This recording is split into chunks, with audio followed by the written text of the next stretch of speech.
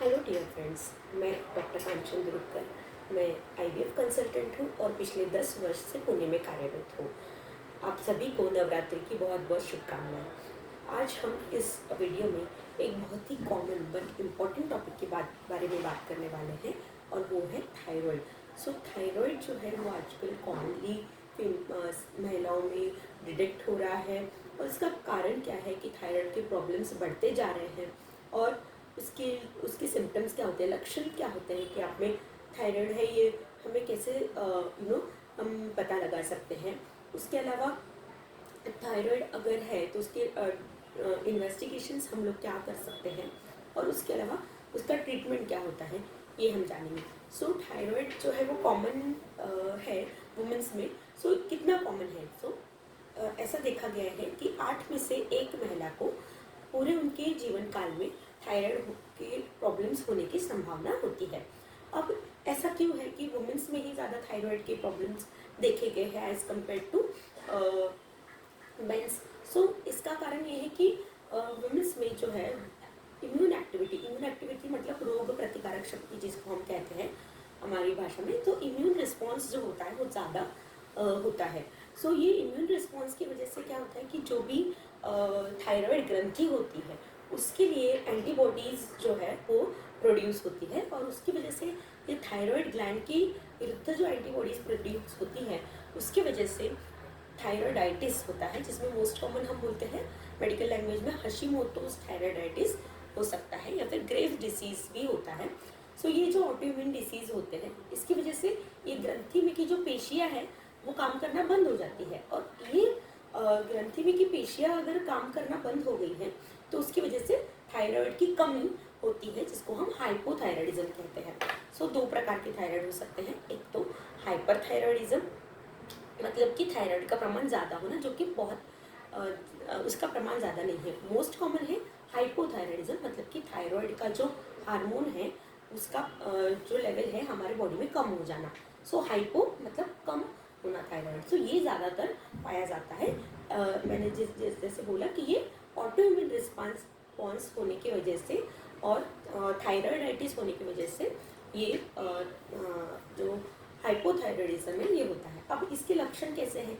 Generally जब ज़्यादा ही problem नहीं है, मतलब थोड़ा सा ही लेवल डिरेंज्ड है तो कुछ सिम्टम होते नहीं हैं, बट कभी कभी नॉर्मल रूटीन आप जब ब्लड टेस्ट करा रहे हो, कोई रूटीन आपका एनुअल चेकअप करा रहे हो, तब हमें ये TSH नाम का जो हार्मोन है वो कभी कभी डिरेंज मिलता है। सिम्टम्स ऐसे ज़्यादा नहीं रहते हैं।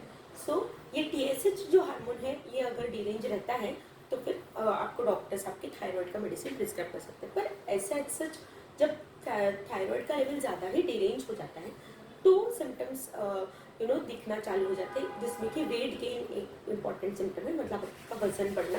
उसके अलावा आपको थकावट लगना, लिथार्जी जिसको हम बोलते हैं कि एकदम आपको स्फूर्ति नहीं लगना, आपको लिथार्जी लगना। उसके अलावा आपका चेहरे पे स्वेलिंग आना थोड़ा सा, जिसको हम बोलते हैं कि एडिमा ओवर फेस, और आपके पैरों के ऊपर या फिर ऐसे इसको वाटर रिटेंशन की वजह से ये जो है स्वेलिंग आती है। सो ये सारे सिम्टम्स आना।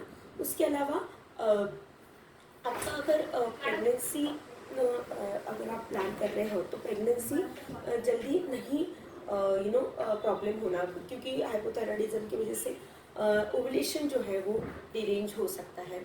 सो ये प्रॉब्लम होना। उसके अलावा कभी कभी ज़्यादा ही हाइपोथायराइडिज्म, ये दोनों भी इसमें होता है, हाइपो या हाइपोथायराइड, मेंस्ट्रुअल रिलेटेड प्रॉब्लम्स, मतलब हाइपोथायराइडिज्म या हाइपोथायराइडिज्म में ज़्यादा ब्लीडिंग होना, मतलब मेनोरेजिया होना, ये सारे सिम्टम्स हमें मिल सकते हैं। अब इसके लिए कौन सी जांच करनी चाहिए? तो जैसे मैंने पहले बोला कि TSH नाम का एक हार्मोन हम कराते हैं।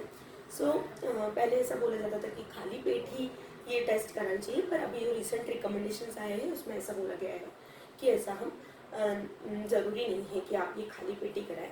और उसके अलावा फ्री T3 T4 ये भी टेस्ट हम कराते हैं, जिससे कि हमें थायराइड के बारे में पता चलता है।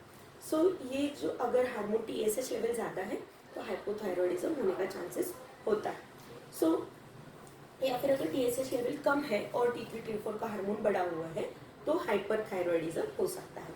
सो इसके ऊपर से हमें पता चलता है। अब इसमें हम क्या मेडिसिन देते हैं तो थायरॉक्सिन हाइपोथायरॉयडिज्म अगर है तो थायरॉक्सिन नाम का हार्मोन की टैबलेट्स आपको दी जाती है। बड़ी छोटी सी ये मेडिसिन होती है जो आपको रोज़ खाली पेट सुबह कंज्यूम करनी होती है और उसका कोई भी ज़्यादा साइड इफेक्ट नहीं होता है।